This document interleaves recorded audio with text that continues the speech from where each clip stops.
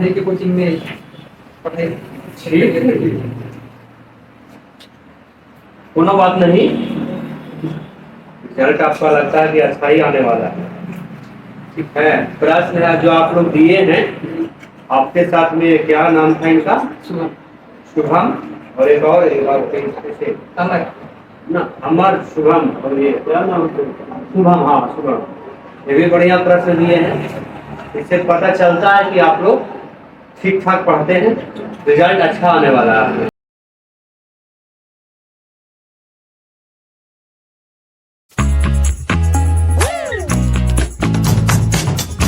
कौन लेगा निःशुल्क शिक्षा? नमस्कार, मैं धर्मेंद्र। कौन लेगा निःशुल्क शिक्षा के यह एपिसोड में आपका स्वागत है। यह एपिसोड में साक्षात्कार लेने के लिए रहे अंकित कुमार, जो साइंस एरा रानीगंज में पढ़ते हैं। आइए बाबू, तब तक आपसे विनती है कि चैनल को सब्सक्राइब कर लीजिए, बेल आइकन भी दबा दीजिए और लोगों को यह वीडियो भेजिए ताकि और लोग इससे लाभान्वित हो सके। बैठिए।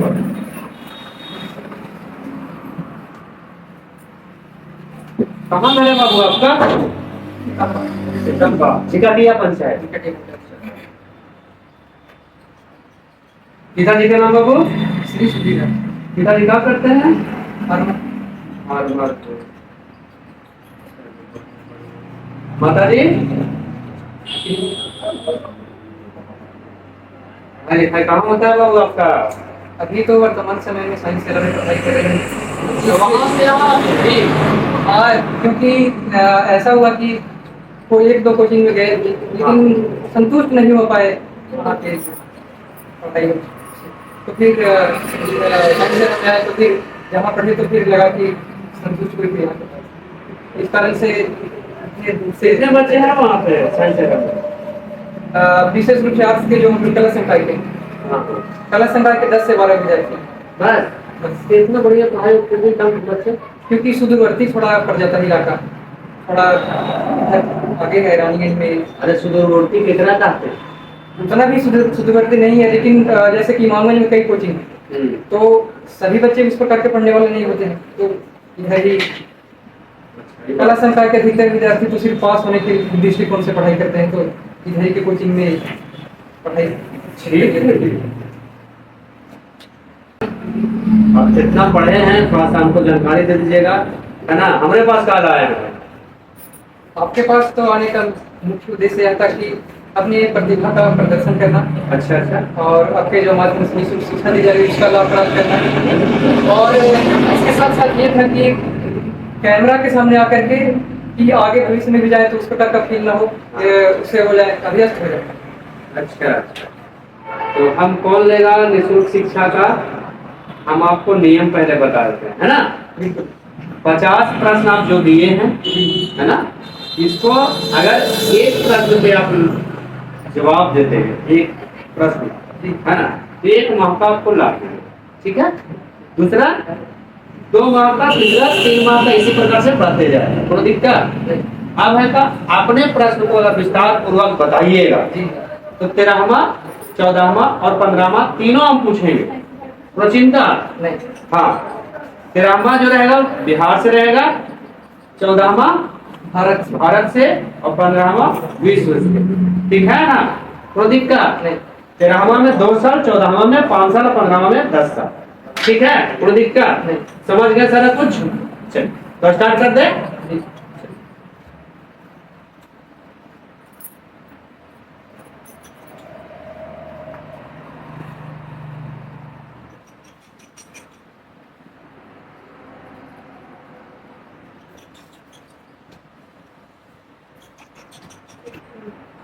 प्रश्न संख्या 1, अमुक्त मौल्याद किसकी रचना है? का कृष्णदेव राय का बुक का कृष्णदेव राय, गा हरिहर प्रथम, वा देवराय प्रथम।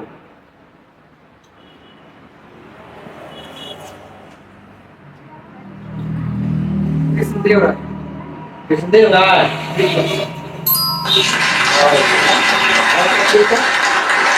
प्रश्न संख्या 2, किस युद्ध के पश्चात अशोक का हृदय परिवर्तित हो गया? का कलिंग युद्ध, का तराइन का युद्ध, का चंदावर का युद्ध, का कनौज का युद्ध।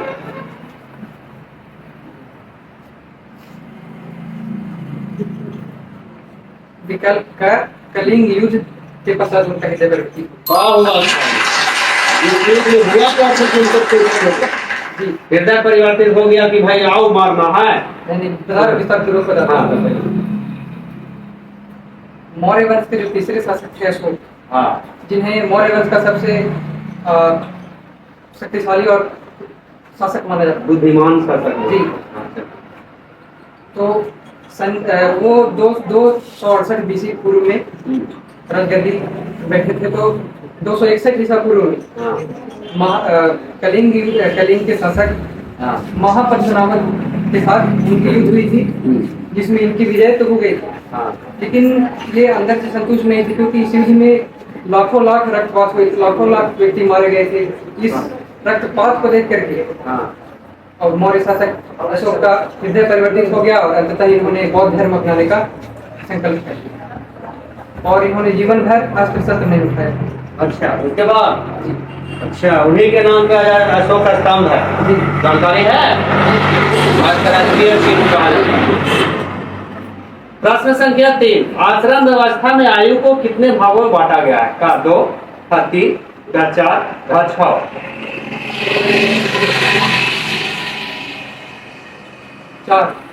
4।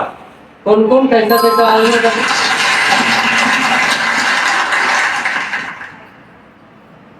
वैदिक काल में ऋषि मुनियों के द्वारा एक व्यक्ति के जीवन को 4 आश्रम व्यवस्था में बांटा गया था। हाँ जिसमें से पहला था ब्रह्मचर्य, हाँ दूसरा यानी 1 से 18 वर्ष तक के जब तक शादी नहीं होना है तब तक ब्रह्मचर्य का पालन करना है। शादी के बाद वो गृहस्थ जीवन में प्रवेश कर जाएंगे।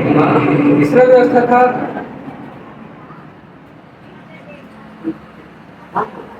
वानप्रस्थ, वन की ओर आगमन करना। वनप्रस्थ मतलब गृहस्थ जीवन हो गया उसके बाद वन में भी जाना है।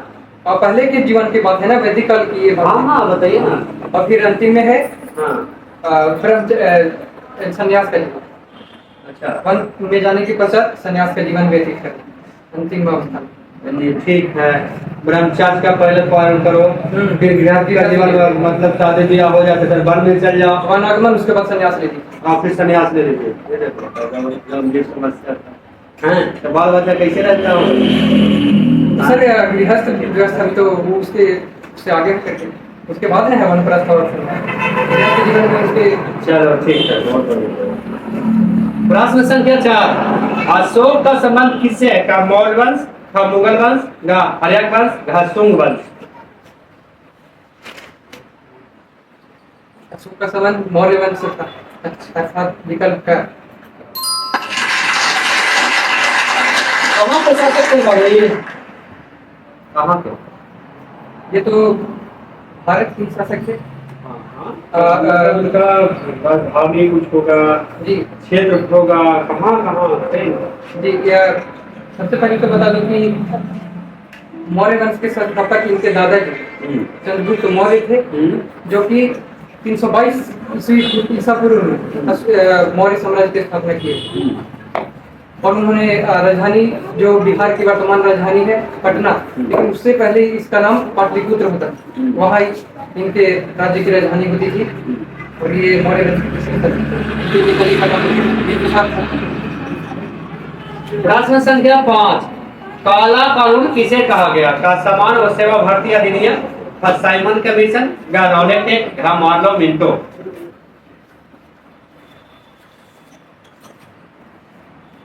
Rowlatt act. रॉलेट एक्ट सही में?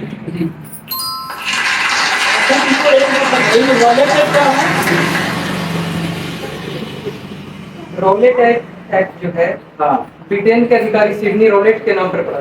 हाँ इसमें ये कहा गया था कि किसी भारत के किसी भी नागरिक को हाँ संदेह के आधार पर उस पर कानूनी प्रक्रिया चला करके उन्हें जेल में बंद कर दिया जाता था। हाँ और इसके बारे में कहा जाता है कि यह एक बिना अपील, बिना दलील और बिना वकील का ये कानून था, जिसे महात्मा गांधी के द्वारा काला कानून की संज्ञा दी गई। बढ़िया। तो इसको खत्म करने के लिए भी कुछ हुआ था कभी? कहानी थोड़ा सा है इसमें हुआ है। इसको बंद कर दिया जाए। विरोध हुआ था। हाँ, विरोध हुआ। उसके बाद 13 अप्रैल 1919 ईस्वी को जो अमृतसर की घटना हुई, हुई थी इसके कारण से, जो जिसमें जनरल कोडायर ने गोली चलवा दी थी, इसमें हजारों बहुत बढ़िया। ये वैसाखी डे के लिए। चलो, 10 साला प्रणाली किस शासक ने शुरू किया? का बाबर, का अकबर, का हुमायूं, का जहांगीर?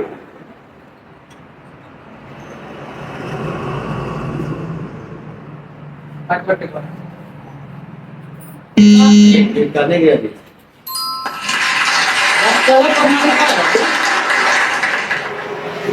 मुगल वंश के तीसरे शासक जो कि अकबर थे, उन्होंने अपने कार्यकाल के दौरान भू राजस्व की व्यवस्था की थी। सर्वप्रथम भूमि को जो होता था, 10 वर्ष के अंतराल पर भूमि का आकलन किया जाता था। उसके पश्चात आकलन के पश्चात उपज के आधार पर कि भूमि कितना उर्वरक है, कितना ये पैदावार कर रही है, उसके आधार पर किसानों से, जमींदारों से भू राजस्व वसूला जाता था। प्रश्न संख्या 7, सुएज नहर व्यापार हेतु कब खोली गई? का 1870, का 1869, का 1600, का 1635?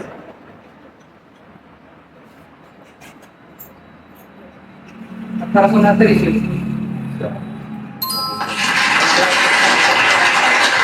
प्रश्न संख्या 8, महासभा के कुल सदस्यों की संख्या कितनी है? का 193, का 192, का 196, का 197?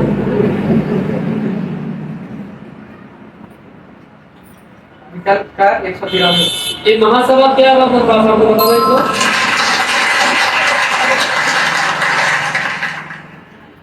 महासभा जो है संयुक्त राष्ट्र संघ का सबसे बड़ा अंग है, जिसकी स्थापना 24 अक्टूबर 1945 ईस्वी को अमेरिकी राष्ट्रपति फ्रैंकलिन डी रूजवेल्ट के विचार पर हुआ। इसके सदस्यों की संख्या 193 है।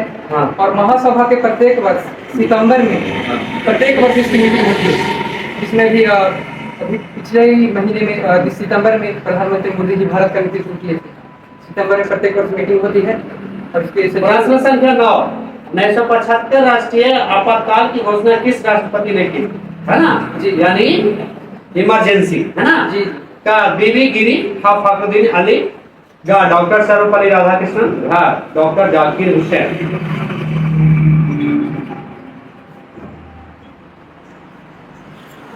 फखरुद्दीन अली अहमद।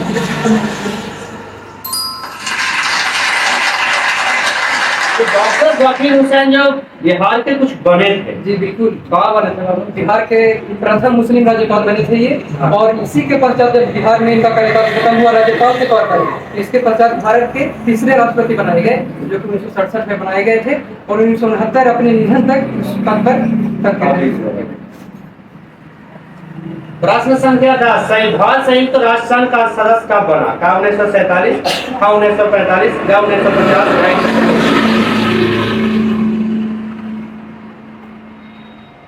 1945 स्टार्टिंग में, है ना? बिल्कुल।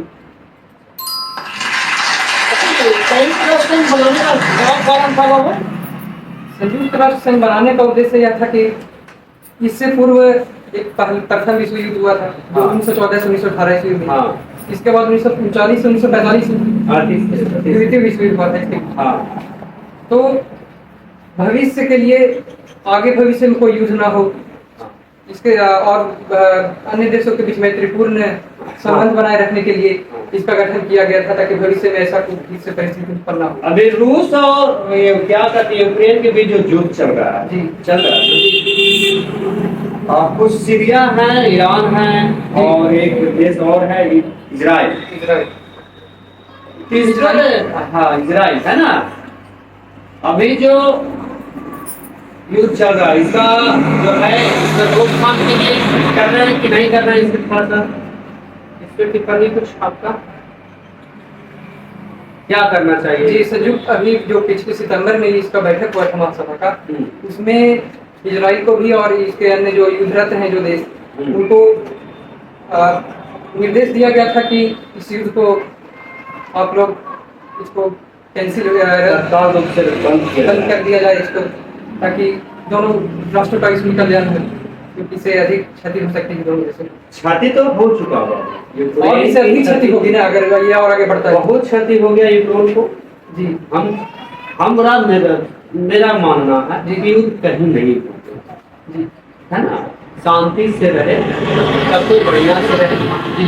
थोड़ा सी अगर तकलीफ है किसी को, है ना, तो उसको बच के चले, है ना। युद्ध से किसी को फायदा नहीं होने वाला है।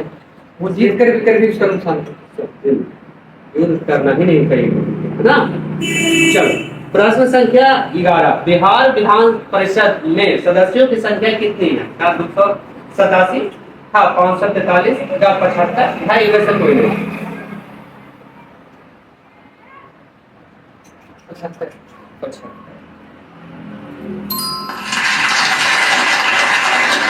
प्रश्न संख्या 12, पानीपत का प्रथम युद्ध कब हुआ था? का 1526, हाँ 1869, का 1857, हाँ 1947।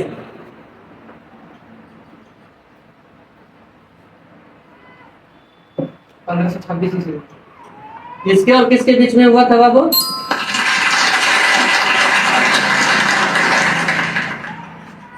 पानीपत का प्रथम युद्ध 1526 ईस्वी में हरियाणा के पानीपत में। यह मुगल वंश के प्रथम शासक बाबर और लोधी वंश के अंतिम शासक इब्राहिम लोधी के बीच हुआ था, जिसमें बाबर की विजय हुई थी। और इस युद्ध को बाबर ने जिहाद का युद्ध करार दिया था। और इसमें प्रथम बार तोप का इसमें प्रयोग किया गया। बाबर का मृत्यु जब हुआ था वो कब हुआ? 1530 ईस्वी में। चलो बहुत 26 अप्रैल क्या 1530 यहाँ पे दिखेगा आपको, ठीक है। अगर सही जवाब दीजिएगा आप, है ना, तो 2 साल का आपको लाभ मिलेगा, है ना। मोदी का बढ़िया से दीजिएगा, हम चाहेंगे कि आप इसका लाभ लें, है ना। मोदी का थोड़ा सा विस्तार से बता दीजिएगा तो और हमको अच्छा लगेगा, है ना, ताकि आप उसके बारे में पढ़े ही पढ़े, ऐसे नहीं प्रश्न पूछेंगे, ठीक है।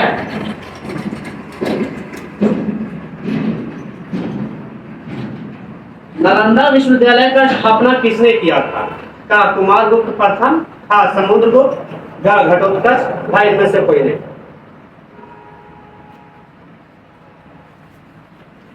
सही जवाब आप दीजिए। नालंदा विश्वविद्यालय की स्थापना कुमारगुप्त प्रथम के द्वारा की। कब किया गया था बाबू? एकदम बिल्कुल सही। कब किया गया था?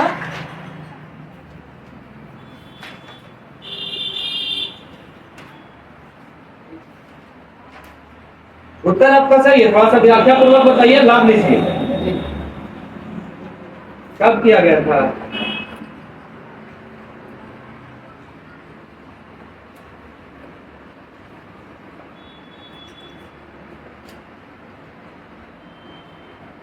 मैं आपको बता दें कि बिना विस्तार से बताए हुए लाभ नहीं मिलने वाला, भाषा विस्तार से बताना होगा इसके बारे में।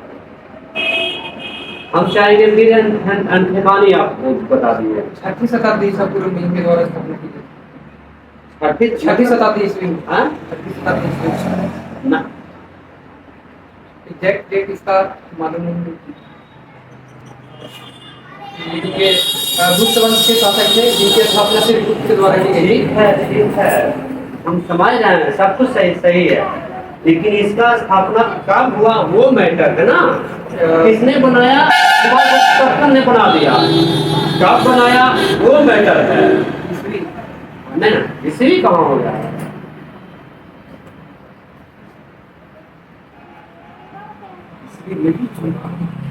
बताइए।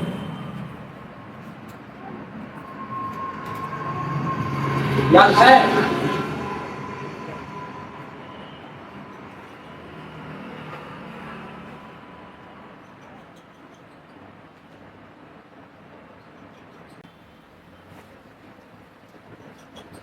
सातवीं शताब्दी ईस्वी में इनके द्वारा।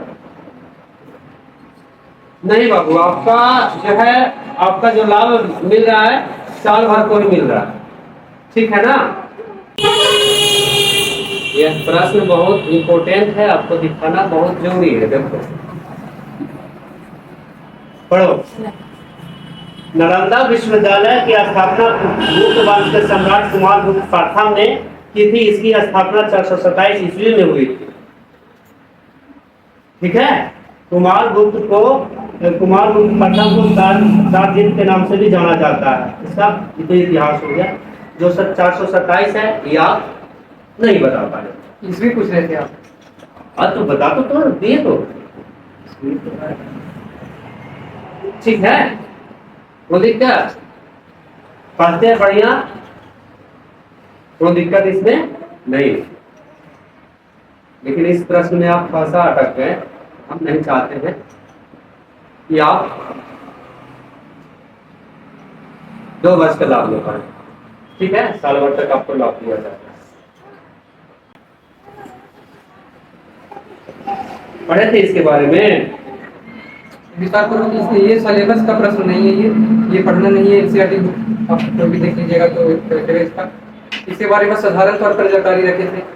अच्छा, जानकारी तौर पर किस वंश के शासक थे और किसने इनके द्वारा काम किए थे, वो मैटर था ना। इससे ज्यादा तो हम कुछ पूछे ही नहीं आपसे। सिलेबस का रहा था, सिलेबस का जो पूछा गया बताए ना। हाँ, सिलेबस का जो हाँ, प्रश्न था, यही तो प्रश्न विस्तार पूर्वक तो बताएंगे। है। यही तो बात है कि आपसे जो सवाल किया गया इसी के ऊपर से किया गया कि आप सिलेबस में बहुत अच्छा ज्ञान रखते हैं। आप बिहार के बारे में कितना ज्ञान रखते हैं नहीं मैटर, कोनो बात नहीं। रिजल्ट आपका लगता है कि अच्छा ही आने वाला है। ठीक है, प्रश्न है जो आप लोग दिए हैं। आपके साथ में क्या नाम था इनका? शुभम और एक और अमर ना, अमर, शुभम और ये क्या नाम? शुभम। हाँ, शुभम। ये भी बढ़िया प्रश्न दिए हैं। इससे पता चलता है कि आप लोग ठीक ठाक पढ़ते हैं, रिजल्ट अच्छा आने वाला है। और